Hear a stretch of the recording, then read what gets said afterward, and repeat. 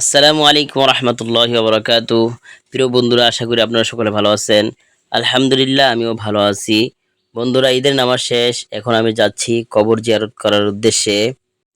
এই দেখেন বন্ধুরা, এটি হলো আমাদের বড়াইল ৬ মৌজার ঐতিহ্যবাহী কবরস্থান। এই কবরস্থানটি অনেক বড়।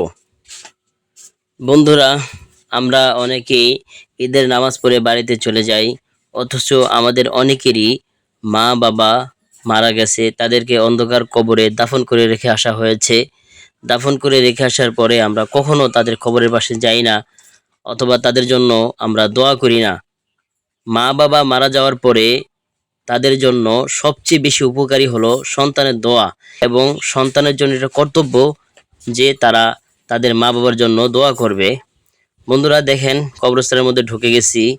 কবরস্থানের এই জায়গায় দাফন করা হয়েছে আমার মেজো চাচাকে, এবং দূরে দেখেন নীল পলিথিন দেখা যাচ্ছে, ওখানে দাফন করা হয়েছে আমার নয়া চাচাকে। এবং আরও সামনে কবরস্থানের একবারে শেষ মাথায় আমার আম্মুকে দাফন করা হয়েছে।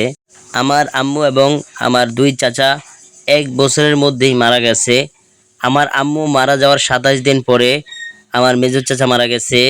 তারও আরও 5 থেকে 6 মাস পরে আমার নয়া চাচা মারা গেছে।